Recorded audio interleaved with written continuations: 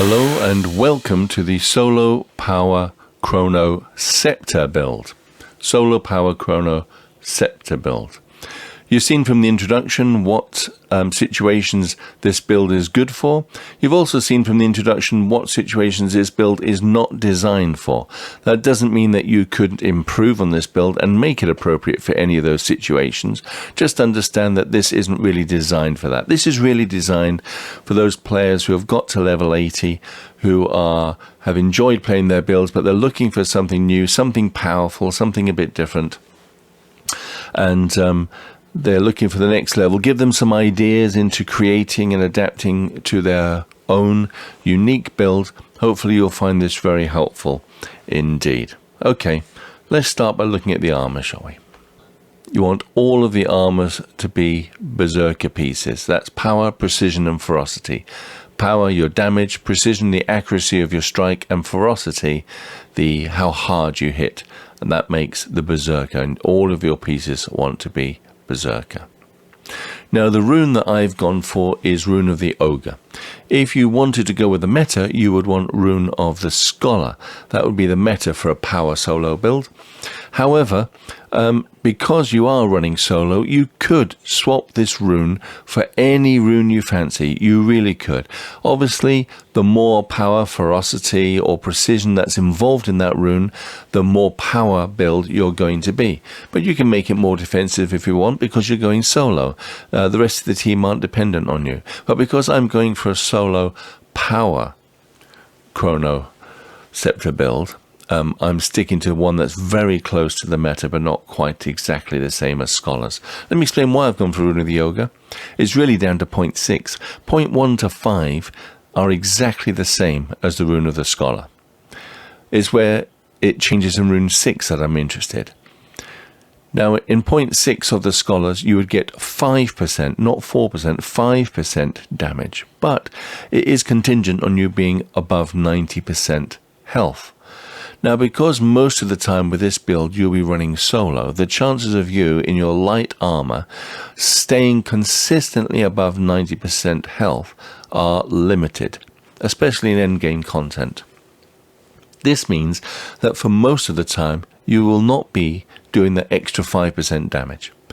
With this rune, you are always doing that 4% damage, no matter what is occurring, no matter how you're hitting, whether you're critting, whether you're not critting, whether you're weapon swapping, whether you've activated this, that, or the other. It won't make any difference. You are constantly doing the extra 4% damage. Now, you will lose a little bit of ferocity with this rune over the Scholars, but what you will get is this rock dog. Now, far from gimmicky, he's actually a tough little critter, and you'll be amazed at the damage he can do, as well as, of course, taking and holding aggro, so that you can spawn all of your illusions and phantasm and sit back and watch how the damage is done. I really enjoy it. Now, what I'd recommend is trying Rune of the Ogre and then use an extractor. If you really don't like it, or you really want to try something else, then do. You can extract it and put in the rune that you want. Alternatively, if you already have an idea of the rune that you want, please feel free to put it in instead of this. And also, if you really wanted to be as close to the meta as possible for a power build, swap this out for Rune of the Scholar. For the accessories, whether it's trinkets, rings, or accessories, you want it all again to be Berserker. I haven't put in my infusions here actually, but all your infusions want to be either power or precision, or a mix of both. Onto the weapons. Now for the weapons, what you will want is, for the Scepter and for the Focus, you want Berserkers again. For the sigils, you want Sigil of Force in one hand. It is just the must-have when it comes to power builds. That 5% damage, there's no greater sigil than it, but it doesn't stack, so you can only have one of them. That's why in the other hand, or if it's a two-handed weapon, you would need to have one of a different kind. You cannot stack them, so you cannot have two of the Sigil of Forces. What I've gone for is then having one of them, and the other one I've gone for Sigil of the Night. Now, you can swap that sigil for anything you fancy, and there's some great ones out there. Sigil of Air is very popular. Go for any of the ones that take your fancy as the second sigil. I've gone for Sigil of the Night because for a start I will get a consistent 3% extra. So I couldn't get the 10 by having double Sigil of Force because it doesn't stack, but I can have 8% come what may, no matter what happens to me, no matter what condition I'm in, no matter what I'm doing, a guaranteed 8%, but an additional 7% at night. What's great about that is that there's loads of situations where you started in the day, but you haven't been able to tell really what shade of day you're in Guild Wars, because the day-night cycle for Guild Wars is not the same as there are day-night in the real world. It's a lot quicker.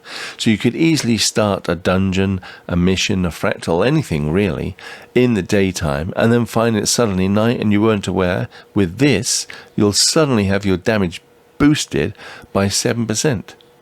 The same would go, of course, if you were in a mission or something or another like that that is set at night and perhaps you didn't realize. Suddenly, your damage is boosted by 7%. It's a really great thing to have. Okay, let's go to the build. So the trait lines for this are Chronomancer, of course, Domination, and Illusions. Let's start with Illusions. Have a look at these three that we can do nothing about. And since we can't do anything about them, feel free to pause and have a look later if you want. But we're not going to go into detail. Let's look at the ones we can choose. Shatterstorm. Shatter 1 becomes an ammo skill. Destroy all your clones, damaging nearby foes. The shatter effect also occurs at your location. So what you're doing there is the damage also occurs at your effect. The alacrity per clone you will get. That's what happens with that one. Second one, Phantasmal Haste. Phantasms spawn with quickness. Gain quickness when you create a phantasm. So not only will you get personal quickness every time you do a phantasm, and you do have 3 here. You have the Warden, you will have the Berserker, and you will have the Disenchanter. Every time those come out, not only will they have quickness, their skills and actions will be faster, that means pumping out the damage faster, but you also will have that personal quickness for yourself. Lastly, Malicious Sorcery increases attack speed while wielding a Scepter, which you are, reduces recharge on your Scepter skills. Your Scepter is going to be very powerful for you. On to Domination. Here's the 3 that you can do nothing about.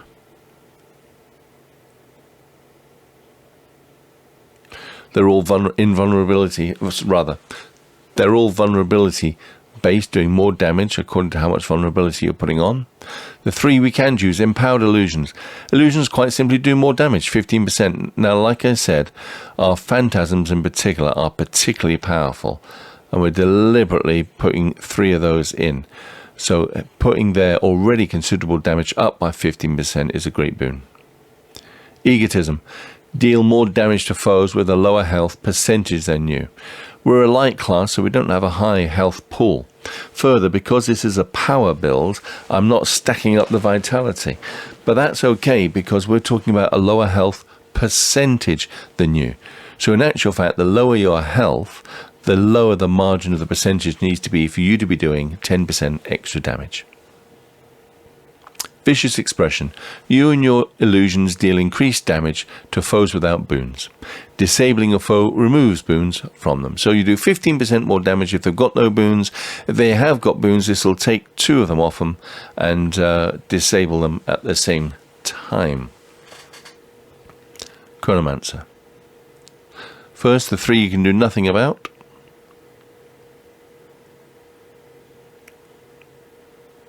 All to do with speed, alacrity when you're in Chronomancer. Now the 3 we can choose. Delayed reactions. Disabling a foe slows them. Disabling includes stun, daze, all the usual things. And what happens is this is an interval of 3 seconds. It's application of 3 seconds. So it won't stack, but you can reapply it every time it's expiring. They're slow. Skills and actions are slower. You'll see later why that's a good trait. Danger Time. Gain additional critical hit chance against slow damage. Critical hits deal additional damage to slowed enemies. This bonus also applies to illusions. So we've talked about whenever we're disabling, we are slowing them at the same time. This increases your critical damage and your critical chance to do that damage just because you've slowed them. And that's fantastic on its own. But wait, this also applies to your illusions. So all your clones and all your phantasms are also doing the extra damage just because you slowed that enemy.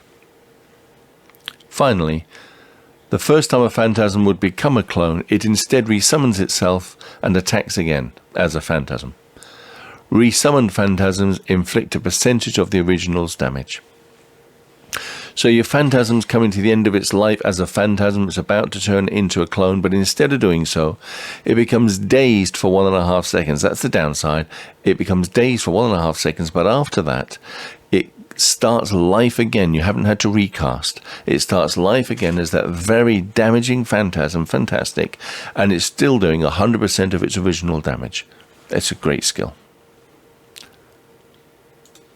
Let's go to the skills.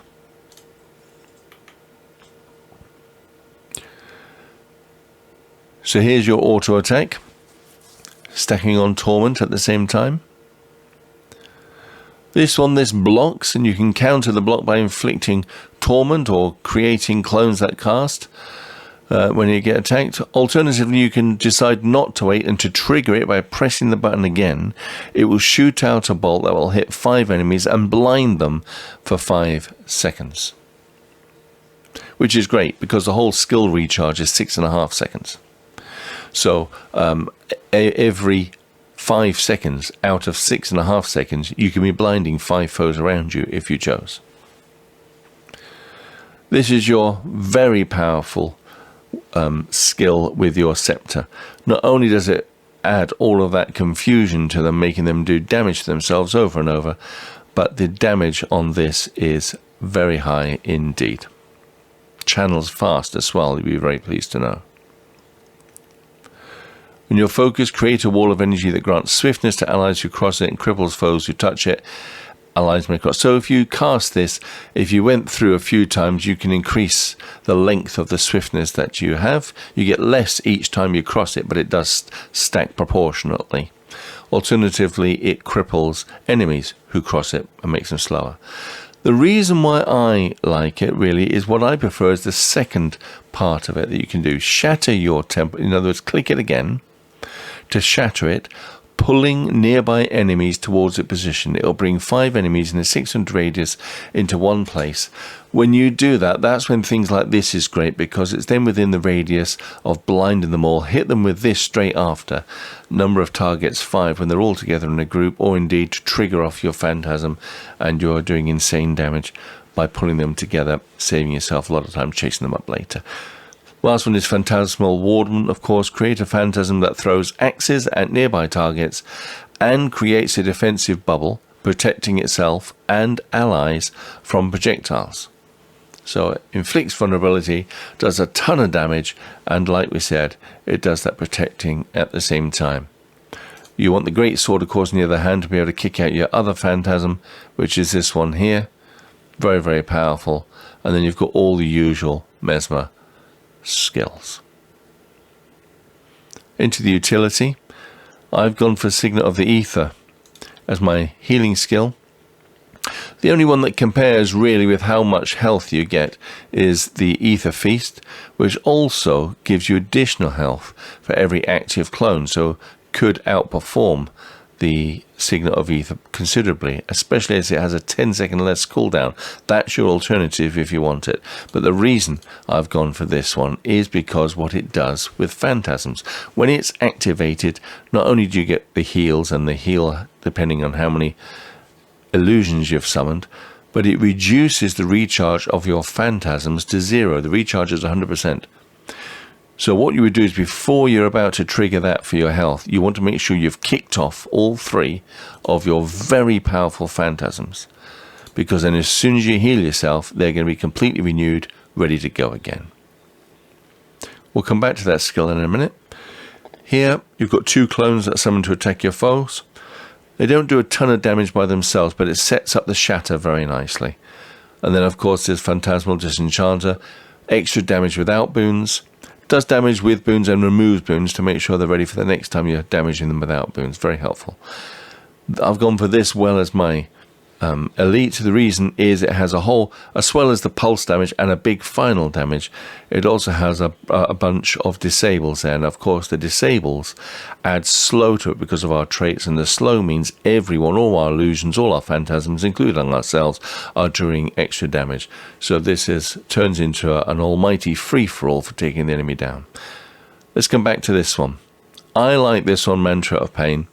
I like the fact that it can give me this might of 360 power on a double cast. It inflicts vulnerability, does damage at the same time as it's being cast. But it's expendable. You can exchange it for literally any skill you want.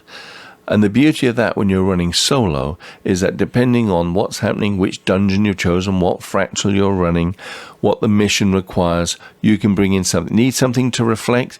You can bring in a nice skill there that'll help reflect projectiles to keep you safe. Whatever it is that you need to help in your specific situation, this slot is completely expendable. You just don't need to have any of these in it, so you can choose whatever is suitable to you. And if it doesn't require anything, well, guess what? You can have whatever you want. For me, as my normal running partner, I've gone for Mantra of Pain. Well, I hope that was helpful. It's the very easy to use. The rotation, really, you can make up it's so powerful, you can make up the rotation for it to be whatever you want. The only thing to make sure you keep doing is make sure you keep kicking out these phantasms, because they are your super damage dealers. Then this number 3 skill on your Scepter is your next big power damage dealer. And then remember to utilize your healing tactically, so that you get these back. Obviously, if you miss that, it's not a big deal. It's not the end of the day. It's better that you're alive. But if you could trigger these off just before the heal comes, then you get these back, ever so powerful phantasms, and you're back in business. I hope this has been helpful.